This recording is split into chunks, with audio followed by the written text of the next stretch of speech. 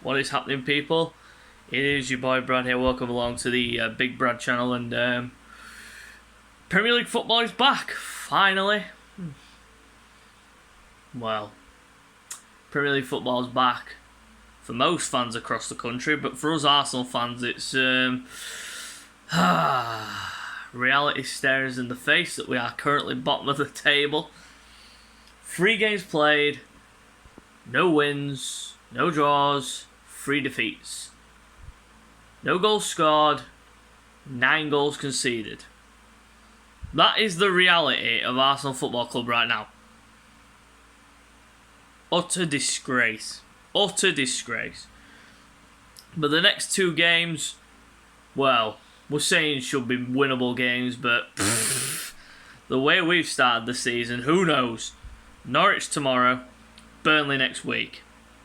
2 winnable games, people will say. And they are winnable games. But Burnley away is a tricky one. Norwich at home should be a stroll, but you never know. But hopefully,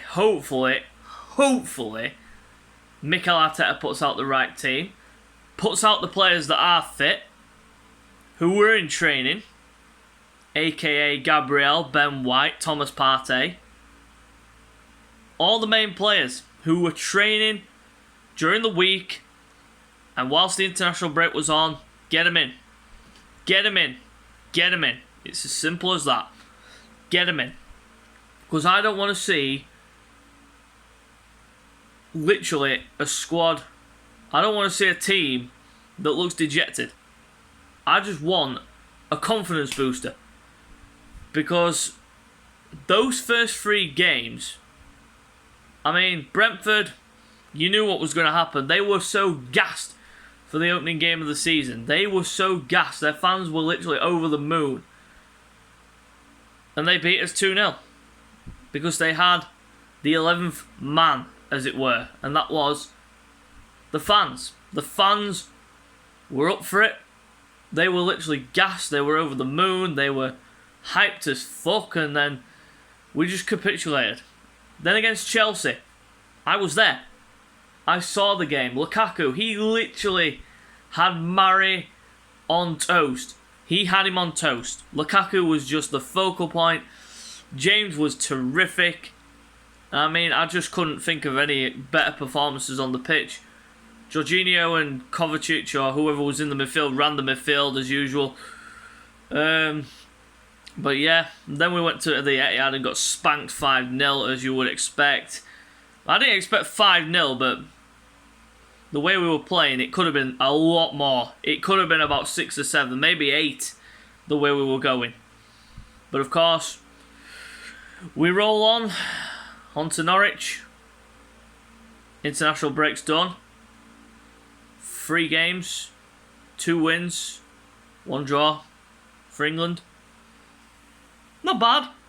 But the Poland game, I've got to say one thing about that. The defending for the goal, ridiculous. It was Arsenal-esque. Little dink ball across the box, not dealt with, headed into the back of the net. And England just basically did the same as they did against Italy and sat back, tried to defend a 1-goal lead. It didn't work. It didn't work. Keep giving them chances, they will score. It wasn't Robert Lewandowski. He was quiet. He was anonymous. But of course, we roll on to Norwich. And this game, I mean, it should be a win. It should be a winnable game. But the way we have been playing in these opening 3 games, anything can happen. Anything can happen in this league. I mean, Norwich could come to the Emirates. They have not won at the Emirates for over 40 years. They've not won away at Arsenal for 40 years. And that's going back to the Highbury days. If we go and lose to Norwich, that should be it. That should be it. Mikel Arteta should be sacked. But according to form, from what I've been hearing, he's been given until Christmas. I'd give him until October, November at least. If things don't change by October, November, that's it. Sacked, goodbye, au revoir, piss off, see you later. Because I'm sick of it. I'm sick of being mugged off as a fan every season and getting shown why this club is going backwards. Backward mentality. Literally. From the get-go. You can see, yes, we spent £130 million in the summer. Over nearly £140 million. What on? Ben White, 50 million. Ødegaard, 34 million. Ramsdale, over 24 million plus add-ons. Nuno Tavares, backup left back, 9 million. Albert Sambil-Conga, 17 million. And now Tomiyasu, 19 million.